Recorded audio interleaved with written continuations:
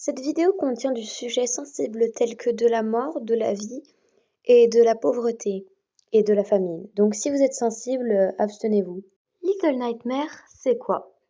Little Nightmare est un jeu suédois sorti en 2017. C'est le premier jeu de la lignée des Little Nightmares. Il fut suivi par le 2, sorti en 2021, et le 3 qui devrait sortir le 10 octobre 2025.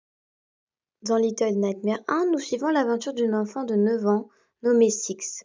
Le début du jeu commence avec un rêve où Six voit une jeune dame masquée qui se retourne. Retenez bien cette femme car nous allons en parler plus tard.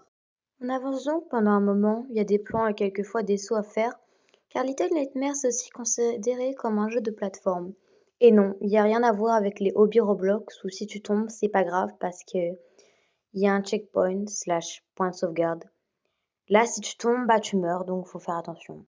Quelques instants plus tard, le jeu nous montre qu'on n'est pas là pour jouer à un jeu de bisounours, tout mimi, mais à un vrai jeu où il y a des situations qui peuvent arriver.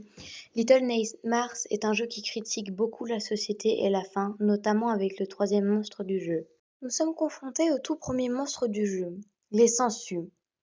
Ces créatures, disons, particulières, apparaissent dans une flaque d'un liquide inconnu qui ressemble à de l'essence ou à de l'encre. Elles sont faciles à esquiver vu qu'il suffit de sauter au-dessus d'elles au bon moment. Car oui, dans ce jeu, on n'a pas de système de barre de vie ou de faim. Mais si on se fait frapper, on meurt. Ce qui montre la faiblesse de Six par rapport au monde hostile qui l'entoure. Et histoire de vous montrer qu'il y a des trucs moches, plus moches que ces machins, voici une photo de leur premier design.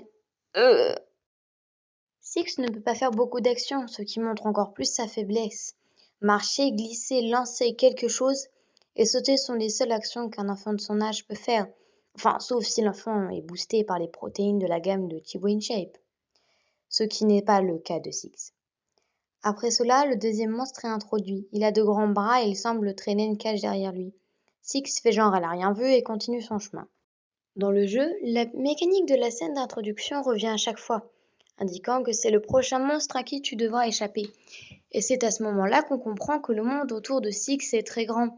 Elle n'a pas de boost de protéines et aussi pas de boost de croissance apparemment. Quelques moments de marche plus tard, on se retrouve dans une pièce qui contient plusieurs lits.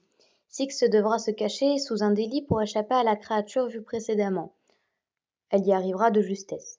Six sera ensuite affamée et pourra manger grâce à un enfant qui se trouve dans une cantine à côté. Comme elle ne parle pas, elle n'a pas de boost de gentillesse et d'empathie, elle ne le remerciera pas et continuera son chemin. Puis après qu'on ait failli mourir à cause des plateformes, Six a de nouveau faim et voit un morceau de viande dans une cage. Bien sûr, elle n'y va pas parce que elle est pas née de la dernière pluie. Et on se fait capturer, sinon c'est pas drôle. On est donc au cœur de l'antre de la créature qui s'appelle Roger, qui est en fait aveugle. Mais bien sûr, il y a un parquet extrêmement bruyant. Oui, le parquet chez votre grand-mère, c'est ça fois 100. Il y a des tapis anti-bruit qui permettent de passer en toute sécurité.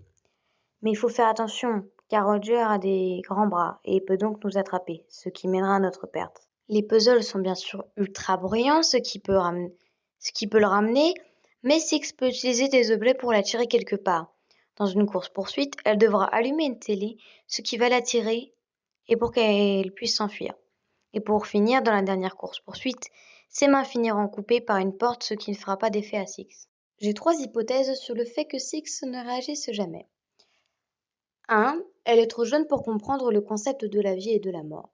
2. Elle n'est pas empathique. 3. Elle n'est pas sensible. L'hypothèse 1 me semble plus probable que les deux autres, mais on ne sait jamais. On emprunte une sorte de tyrolienne étrange et nous apercevons un homme plutôt potelé se tenant sur le bord d'un balcon. Il a une toque sur la tête et observe devant lui. C'est une scène d'introduction. On ne tarde pas à voir ce personnage qu'on nomme le chef cuistot. Il est en train de cuisiner. Logique. La cuisine contient beaucoup de meubles, ce qui est pratique pour se cacher. Les différentes morts de Six qui se fait attraper montrent ce que le chef fait au sac qu'on voit quand on atterrit au début, car Six peut finir par être jeté dans une casserole. Pour partir, il faudra chercher une clé qui se trouve dans la chambre du chef. Et, #plot twist, il a un frère jumeau. Après avoir fait maintes feintes pour échapper aux deux jumeaux, on monte sur une pile d'assiettes et on saute sur une autre tyrolienne S'ensuit une course-poursuite où Six finit par s'échapper. Et là, hashtag plot twist numéro 2, depuis le début on est sur un bateau. On voit donc une file de personnes, qui sont à peu près toutes potelées, en file indienne qui montent sur le bateau. Je vous avais dit de retenir quelque chose, et ben il est enfin temps. Parce que c'est le retour tant attendu de la femme au masque, qu'on surnomme la dame. Bon, niveau originalité, c'est pas trop ça, mais on va rien dire. Après cela, Six saute sur une plateforme. Bon, j'avoue, cette fois ça ressemblait vraiment à un saut dans une hobby Roblox. Les clients sont des voraces et essayent plusieurs fois de nous attraper. Là encore, on voit la faiblesse de Six. En un mouvement, quelqu'un peut lui faire du mal sans problème. On parle aussi beaucoup de faim car les clients passent une bonne partie du temps à manger. Elles veulent même manger Six, alors qu'elle ne satisfera jamais leur faim. Une course-poursuite se lance, faisant revenir un des chefs pendant un court instant. La chasse finit par se finir et la faim de Six revient, ce qui la force à manger un gnome.